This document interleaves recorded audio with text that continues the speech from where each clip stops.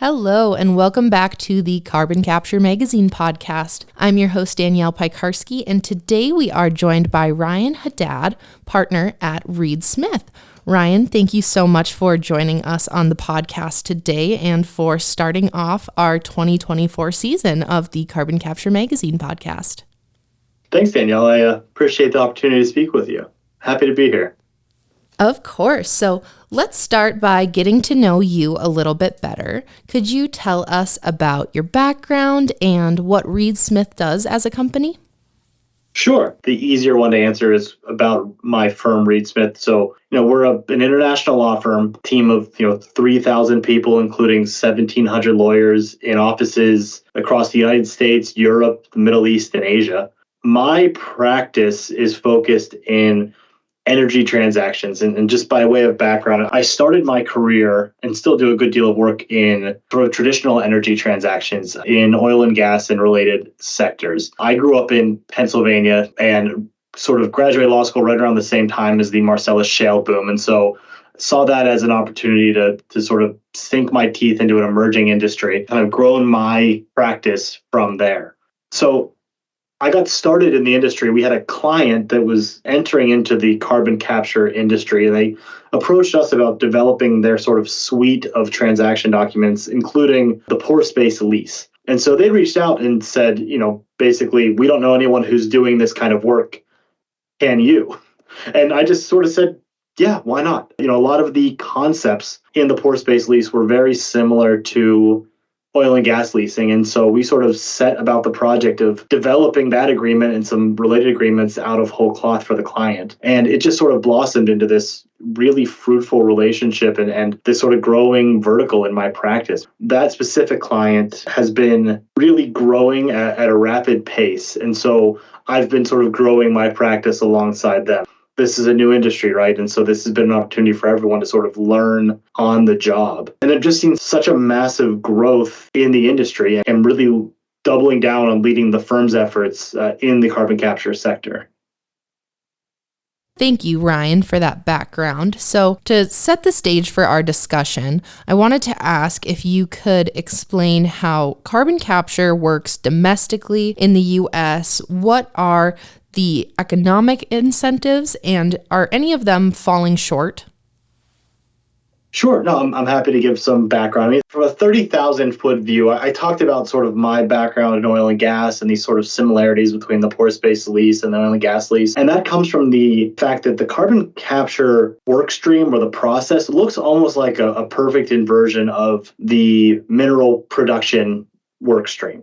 So rather than, in mineral extraction, you plug a hole in the ground, pull the hydrocarbons out, put it in pipelines, and take it off the market. The way carbon capture works is almost the perfect reverse, where you have your point source of carbon, your emitter, and we can talk about sort of what industries fall in that category, but industrial carbon emitters who will install technology at their work sites, which will capture the carbon using chemical solvents that are sort of beyond my high school science background to explain, but they will capture the carbon, separate it from the stream of other emissions, put it in a pipeline, transport it to an injection well, and we've been using injection wells in oil and gas for a long time, and pump that CO2 directly into the ground. And the goal is to put it into a reservoir where it can be stored permanently.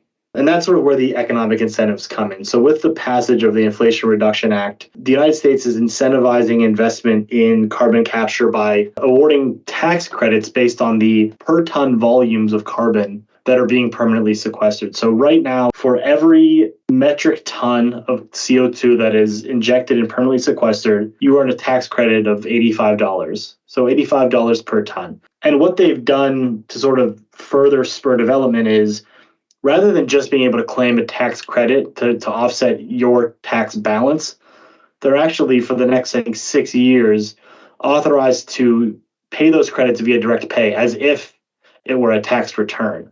And that's a way to sort of streamline the process of monetizing those credits so that developers aren't also incurring structural costs trying to market their tax credits. They're actually just earning $85 per ton in direct pay. I think that $85 figure was arrived at as here's sort of our best guess at what it would cost to recoup your capital investment to develop a carbon capture project. And we're seeing some places where that $85 is plenty. I think, the average cost of carbon capture and sequestration can be anywhere from $15 per ton to $130 per ton. And so in some instances, $85 is plenty to recoup your costs and make the project economically viable. And in some cases, it isn't, right? And the factors that affect your return on carbon capture are things like the carbon density of the emission stream that you're capturing, right? Some industries produce much more dense carbon streams, or the distance you have to transport the carbon, right? You have your site in one place, you have your injection site at another. How far do you have to transport it? How much did it cost to acquire the rights of ways? How much pipe did you need? How much did that pipe cost? How much did you have to pay for the sequestration site itself? Some entities are just looking at ways to, for lack of a better term, juice the return to make it more economically viable. And so, in addition to those 45Q credits, additional economic incentives include, voluntary carbon credits in states like California, the availability of low carbon fuel standard credits, again, in California, or the creation of carbon offsets, which could be sold separate from the carbon credits. And it's a challenge in the United States because we do not have the same sort of mandatory cap and trade carbon market that you see in Europe. And so you're seeing, I think, especially in the United States, investment by carbon emitters that are not necessarily getting into the business of carbon capture to make money. They're doing it for other reasons, whether it's to service regulatory obligations or to meet shareholder requirements, or because they have, a foreign parent company that has its own internal decarbonization mandates. And so those entities are saying, look, I don't care if I break even. And then they're just contracting with third parties who are charging a per ton fee to do the offtake and the carbon sequestration. But I think it has been a bit of a limiting factor in adoption, in that some entities are looking at this and saying, look, I need to be able to break even, right? And at $85, I can't do it. And so the next question has been, how do we increase the return, or what are the other ways we can incentivize development? Okay, so under those conditions, what industries are benefiting most from CCS? And is there anything that you could suggest that would cause emitters to benefit more? Sure. So I think there's sort of this public perception that carbon capture is meant as a runway for oil and gas, right? That it's a way to still be able to burn fossil fuels and offset some of the carbon emissions, and maintain that runway for, legacy fuels. And while we do see some of that, certainly gas-fired power and coal-fired power are benefiting greatly from carbon capture. It's more of a sort of all hands on deck approach to decarbonizing industries that are harder to decarbonize. We're certainly seeing plenty of power facilities that are retrofitting to phase out, coal fire in favor of solar power or wind power. That's easier to do than decarbonizing steel production or cement production or paper production, where carbon is just a natural byproduct of the process that creates these materials that are sort of intrinsic to our economy. And so, there are sort of two buckets of industries that I think are most invested in carbon capture. The first is those I just mentioned: steel, cement, paper, power generation. Those are what we call post-combustion CO2 emitters. Those are the ones that, CO2 is a byproduct of the burning of gas or coal, or the industrial processes involved in creating steel or cement. And we have that category because it denotes emitters that have sort of lower density carbon streams. And so while they benefit from carbon capture, it's much more of a thin line for those types of emitters to generate returns, because every ton of emissions might only include X molecules of carbon, right? And so it just takes a little bit longer to recoup using the 45Q credits. But then there's the pre-combustion emitter category, and that's things like hydrogen, like ethanol, like ammonia, where CO2 is a byproduct of the processes that create the hydrogen, ethanol, ammonia, but not the sort of combustion process. And so those are much higher density CO2 streams. those are probably the industries we're seeing most involved in carbon capture today, because those are the ones that can see the highest return using strictly 45Q credits. I think where we are going to see potential innovation in terms of economic uplift are with respect to those post-combustion industries, steel, cement, paper, especially with respect to those entities that are exporting to Europe. And stepping back a little bit, I have colleagues, especially my colleague Yves Mellon in Brussels is our expert on the EU's carbon border adjustment mechanism, which is the EU's new carbon tax on imports into the EU. But he and I've spoken, at length on the topic, and I can give a bit of a background on it. So this is the idea that in Europe, you have your sort of strict restrictions on CO2 emissions emanating from domestic sources. And so to sort of level the playing field with respect to products that are being imported from abroad, they're imposing taxes on the embedded carbon in those products. So looking at your scope 1, your scope 2, your scope 3 carbon emissions, they're going to attach a carbon value to steel that's being imported or LNG that's being imported or any other product that you can think of. And they're saying X amount of carbon was produced in the process of producing this product.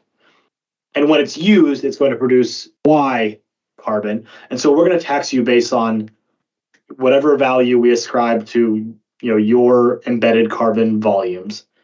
And it creates this rebuttable presumption where if you can say, actually, when I produce this steel at net zero carbon, then there's an argument to those regulators that actually I should be exempt from those tariffs. And so where the sort of economic uplift comes in is, and this was something that Eve and I were having a call about something else and just sort of went off on a tangent where we realized that the things that he's trying to solve for and the things that I'm trying to solve for are married, in that entities that are using carbon capture in the United States can both generate 45Q credits and potentially be at a competitive advantage as compared to their competitors if they're trading with Europe. And again, the CBAM is in the process of being implemented. Right now, we're in a sort of trial period where they're just doing record keeping. They're not currently assessing tariffs on products, but they're in the process of developing the rules around what qualifies as carbon neutral, what qualifies as decarbonized, what carbon offsets are acceptable for the purposes of calculating your tax burden. And so, we kind of realized that there is this potential, and again, it's still a potential, but this potential that US-based exporters to Europe could effectively double dip by implementing carbon capture and sequestration processes. They can generate both the 45Q credits and, again, be exempted from those tariffs in Europe. Very interesting. Are there any other sort of trade advantages that belong to exporters actively participating in decarbonization? Yeah, it's so fascinating because the US is at the sort of leading edge in carbon capture and sequestration for a number of reasons. The Inflation Reduction Act is a huge part of it.